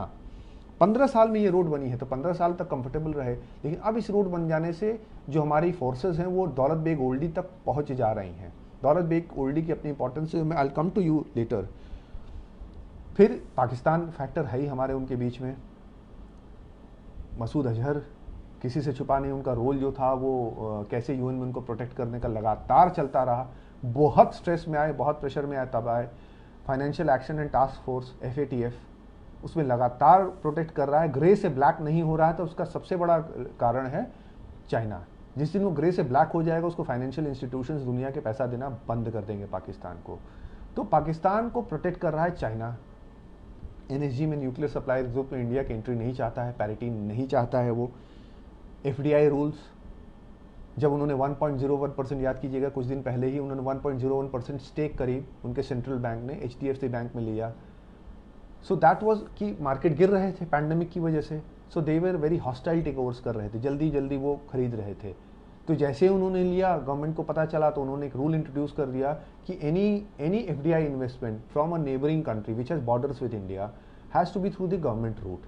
Now you cannot just come and buy, it has to be through the government routes. Now this has basically, मतलब ये क्रोध दिलाने का कारण है शी जिनपिंग को और उनके रजीम को कि how dare you look at us like this. Now this is not, they are not very use to this. एक देखिए, एक बुली का कॉन्सेप्ट होता है जो बुली बहुत करता है, जो मतलब स्कूलों में होते हैं कॉन्सेप्ट, जैसे क्लास में एक बुली जरूर होता है, कॉलेजेस में होते हैं, शहर में होते हैं, मोहल्ले में होते हैं। उस बुली को का टक्कर लेने का, जब तक आप उससे आंख में आंख नहीं मिलाते हैं, वो बुली आपको हर तरीके से दबाता रहता है। लेकिन जब आप आंख में आंख मिलाना शुरू करते हैं तो वो बुली जो है वो परेशान होता है, उसके समझ में नहीं आता है कि हम रिएक्ट कैसे करें। आरसीपी, एक और लास्ट इसमें आऊँगा, आरसीपी जो रीजनल कॉम्प्रिहेंसिव इकोनॉमिक पार्टनरशिप थी, इस year India refuse to sign it. वो एक कॉम्प्रिहेंसिव पार्टनरशिप है इस जोन में, जहाँ चाइना है, आसियान कंट्रीज़ हैं, जापान है। तो एक तरह से इकोनॉमिक, जैसे यूरोपियन यूनियन है, तो उस तरह का एक तरह से इकोनॉमिक मार्केट बनाने का जिसमें बैरियर्स नहीं रहेंगे। इंडिया को भाई इसमें यह था कि जब हम आरसीपी अगर साइन कर देंगे, हमारी industry we have not reach the stage where we can compete with the Chinese their prices. So what will happen कि चाइनीज़ जो ऑलरेडी हमारे ऊपर इतना हम उनसे पीछे हैं हर तरीके से, वो और हमारे मार्केट को फ्लड कर देंगे। तो जो ट्रेड डेफिसिट है, जो आज की तारीख में करीब $60 बिलियन है, वो बढ़ेगा। तो India did not sign it.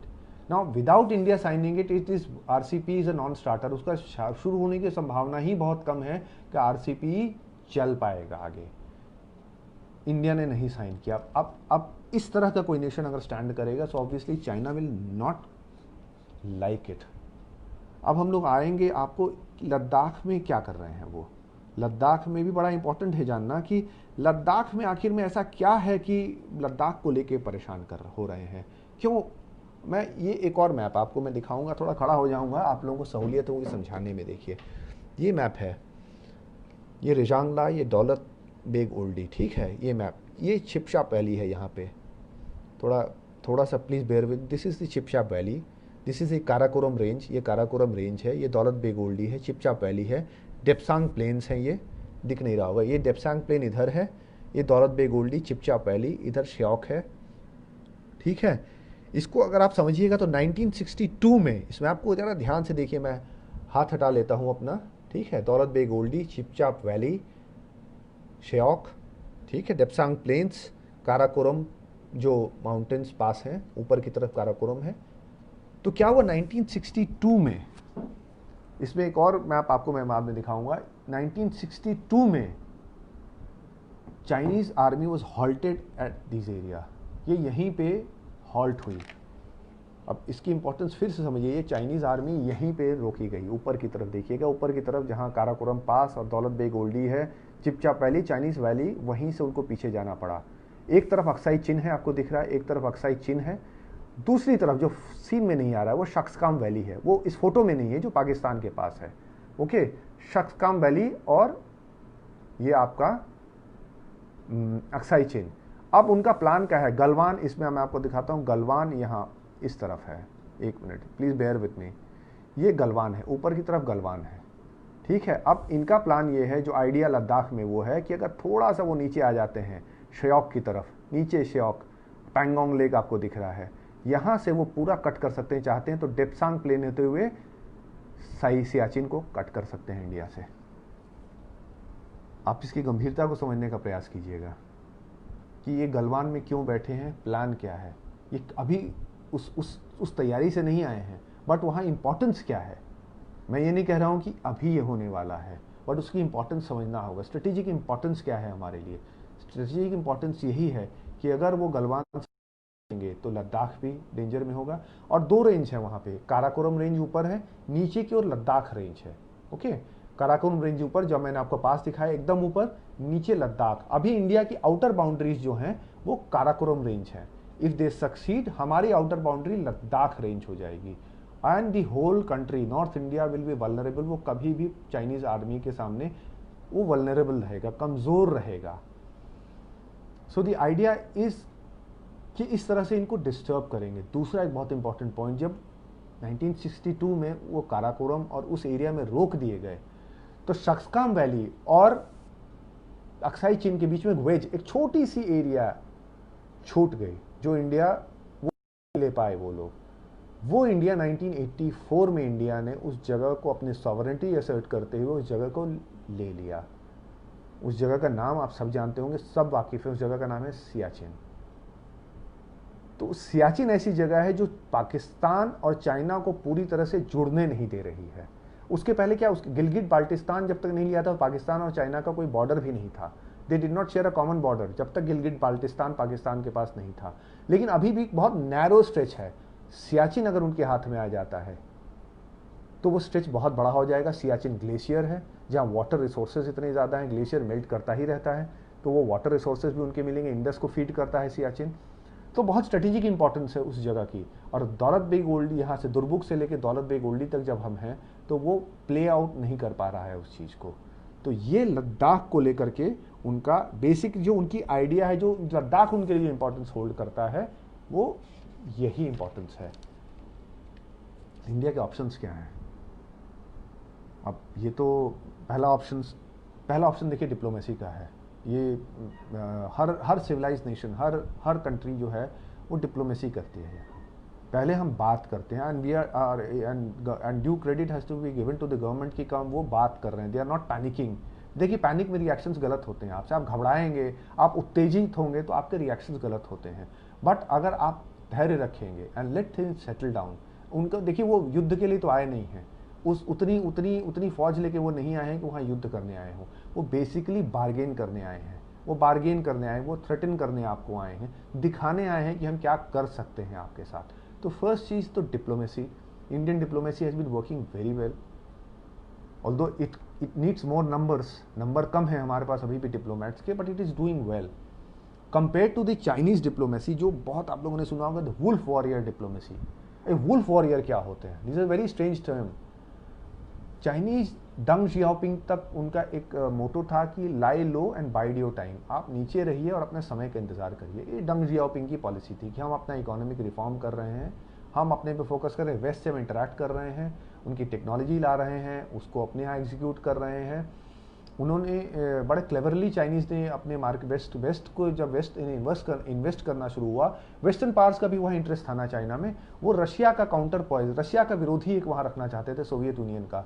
तो उनको ये लगता था कि अगर ये रहेगा वहाँ पे हमारे पास, चाइना अगर हमसे दोस्ती कर लेता है तो Russia, Soviet union, cold war का पीक था वो पीरियड, तो जो आपका यूएसएसआर है इस पर हम कंट्रोल रख सकेंगे। तो निक्सन के साथ पिंग पोंग डिप्लोमेसी से शुरू हुआ, डंग जियाओपिंग के जब आते आते 87-88 तक वो उत्कर्ष पे था अपने। तो जो वेस्टर्न जो कंपनियां आना शुरू हुई तो उन्होंने क्या किया कि एक उन्होंने कहा कि आपको यहाँ पे ही बनाना पड़ेगा, आप बना के यहाँ इंपोर्ट नहीं करेंगे, you will have to manufacture in China. तो अब इससे क्या हुआ कि लोकल चाइनीज गेट इन्वॉल्व। अब इसको जरा अपनी जो प्रधानमंत्री जी की आत्मनिर्भर जो उन्होंने कहा उससे रिलेट करिएगा। आत्मनिर्भरता का मतलब यही नहीं होता कि आप सब करें, आप सीखें दुनिया से। तो चाइना में जब वो आया एफडीआई, वो पैसा लेके आए, तो इंडस्ट्री उनको वहीं लगानी थी। ऑब्वियसली अगर आप काम करेंगे तो आप वो टेक्नोलॉजी ग्रेजुअली पिकअप करेंगे। They are very intelligent people, technology pick up करेंगे ही करेंगे, सामान्य सी चीज़ है। तो लेकिन डंग जियाओपिंग का था कि आप ये सब करते रहिए, इकोनॉमी को बिल्डअप करिए, नेशन को बिल्डअप करिए, don't get into conflicts, unnecessary conflicts दुनिया में। शी जिनपिंग ने इसको बदला। वुल्फ वॉरियर, जिसका जाओ लिजियान जिनका मैंने नाम लिया, वो उसके सबसे मुखर वो हैं, जबकि जिसको कहा जाए वुल्फ वॉरियर है। तो वुल्फ वॉरियर जो एक मूवी आई थी, 2 मूवी आई हैं, सीक्वल है 2015 और 2017 में। तो ये मूवी क्या है, ये इसको बोलिए चाइनीज़ रैम्बो आप मान लीजिए। अगर आपने रैम्बो सीरीज़ देखी हो, चाइनीज़ रैम्बो है, जहाँ द पीपल्स लिबरेशन आर्मी जाती है दूसरे देशों में और चाइनीज़ को वो एक्सट्रैक्ट करती है, चाइनीज़ को बचाती है। सेकंड में है कि वो अफ्रीका में जाती है, अफ्रीका में फंसे हुए चाइनीज़ को निकाल के लेके आती है पीपल्स लिबरेशन आर्मी। और फिर ये स्टेटमेंट देती है, उसकी टैग लाइन थी कि Chinese wherever the Chinese कहीं पे भी होंगे, we will never leave our Chinese brothers behind, even thousands of miles far away. So wolf warrior, तो ये वुल्फ वॉरियर डिप्लोमेसी अब इन्होंने शुरू की है कि हर जगह, हर देश से एक कॉन्फ्रंटेशन इनके डिप्लोमेट्स ले रहे हैं। चाइना में ट्विटर अलाउड नहीं है, बट इनके सारे डिप्लोमेट्स ट्विटर को यूज़ कर रहे हैं। अपने देश में अलाउ नहीं करते हैं फ्रीडम के लिए, लेकिन दूसरे के देश में ये ट्विटर अलाउ करते हैं, जो साइकॉप्स कहते हैं, प्रोपेगेंडा वॉरफेयर। और जाओ लिजियान इस समय इनके सबसे बड़े स्पोक्सपर्सन, सबसे प्राइज स्पोक्सपर्सन हैं। ऑस्ट्रेलियन एम्बेसडर उनको कहता है कि हम आपके यहाँ, ऑस्ट्रेलिया में जो एम्बेसडर है चाइना का, कहता है हम ये आपको खरीदने नहीं देंगे, आपके यहाँ टूरिस्ट बंद कर देंगे, आपके यहाँ स्टूडेंट्स नहीं आएंगे, क्योंकि बहुत बड़ा नंबर है जो आता है। और उसी समय ग्लोबल टाइम्स, जो इसी वुल्फ वॉरियर डिप्लोमेसी का एक पार्ट है, वो कहता है कि Australia is like a chewing gum in the shoes of China. Is like a chewing gum, कि आपको खाली दिक्कत देता है, चूइंग गम चिपक जाता है जूते में, it is like a chewing gum. So this is wolf warrior diplomacy, कि वो बिल्कुल retaliate, diplomacy is always very soft, it is always very subtle, बहुत सलीके से किया जाने वाला काम है डिप्लोमेसी।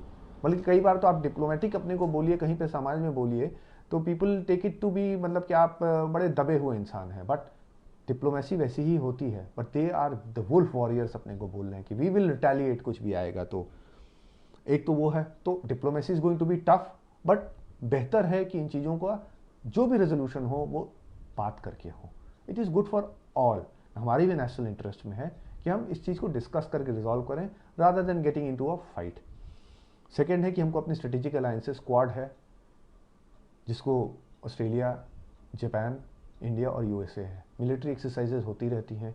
ये सुसुप्त अवस्था में हो जाता है, कभी कभी कोमाटोस हो जाता है, क्योंकि यूएसए की अपनी पॉलिसीज फ्लेक्स करती रहती हैं, कभी वो एक्टिव होता है, कभी वो इनएक्टिव होता है, फिर वो एक्टिव होता है।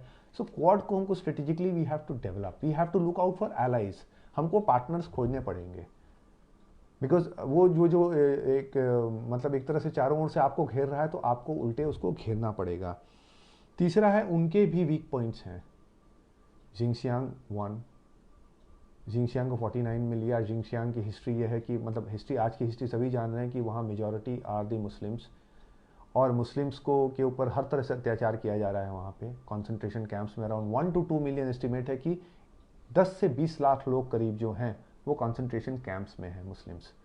उनको उनका ऑर्गन हार्वेस्ट हो रहा है, उनको मुस्लिम, कई नाम हैं जो उनको नाम नहीं रखने दिया जाता, अलाउड नहीं है मुस्लिम नाम्स, कि आप ये नाम, I mean you can not keep these names. The public servant, अगर you are in public service, you can not have any beard, you can not wear that veil in public, मतलब बुरका पहन के आप पब्लिक में नहीं जा सकते हैं। So this is what is happening in Xinjiang. उनको री एजुकेशन सेंटर्स बोल रहे हैं, जहाँ कम्युनिज्म सिखाई जा रही है, उनको कम्युनिज्म सिखाई जा रही है। तो जिंगशियांग उनका वीक पॉइंट है, और जिंगशियांग ऐसा पार्ट है चाइना की इकोनॉमिक माइट की कोई मुस्लिम नेशन उसके बारे में कुछ नहीं बोलता है, ऑल आर साइलेंट। पाकिस्तान जो अपने को इतना बड़ा मसीहा बनता है पूरी दुनिया में मुस्लिम्स का, वो इमरान खान से कई इंटरव्यू में, तो he is not aware, he says I don't have all the facts.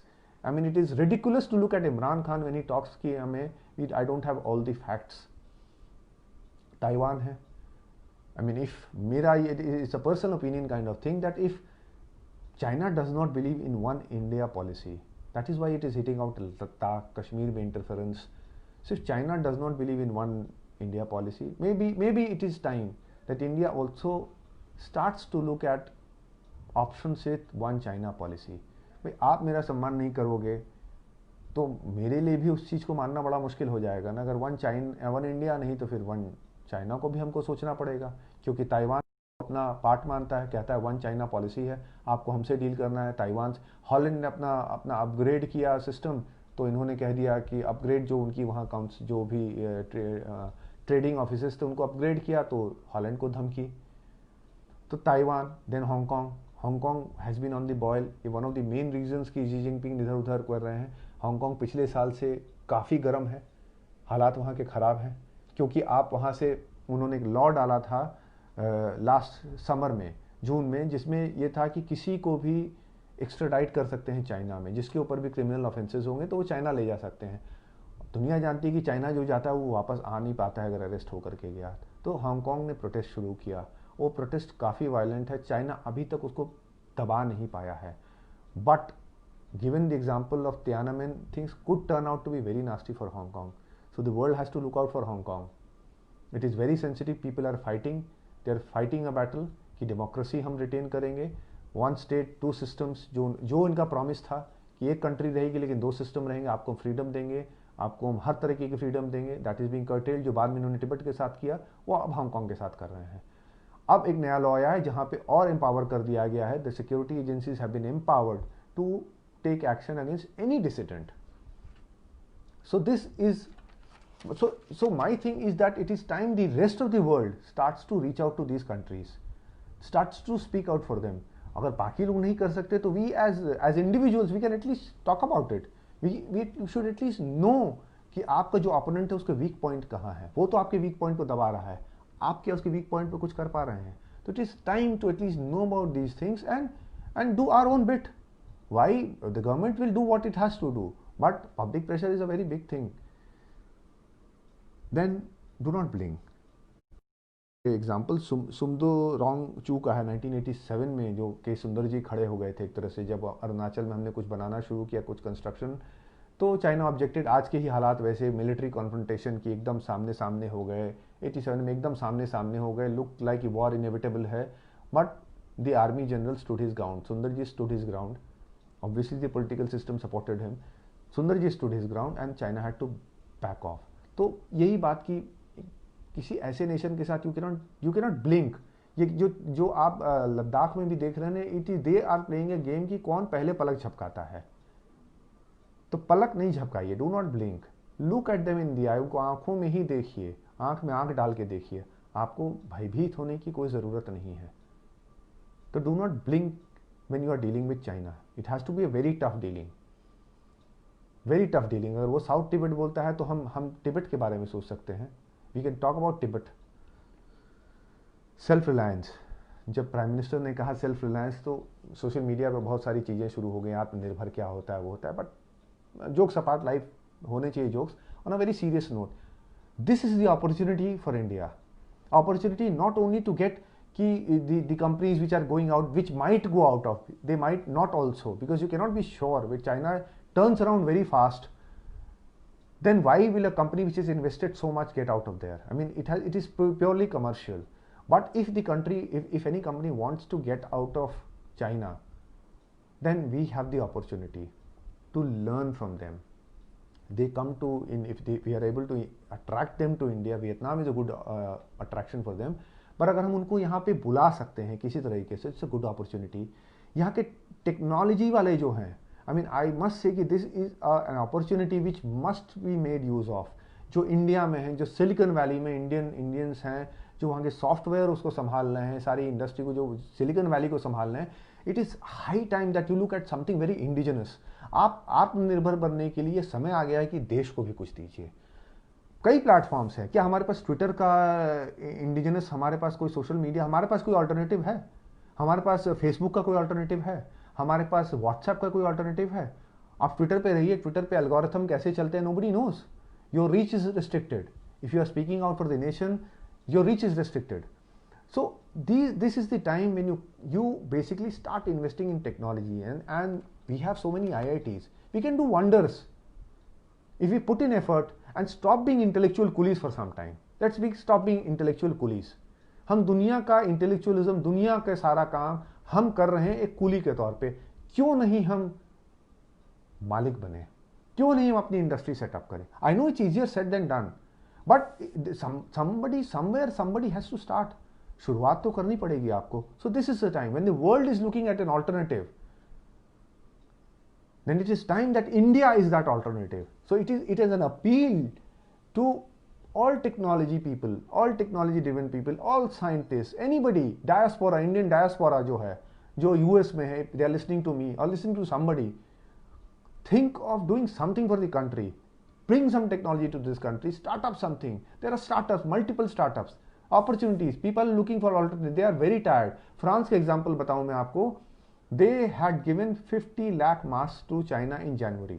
50 lakhs, क्योंकि उनको लगा था कि उनके पास ये पैंडेमिक नहीं जाएगा.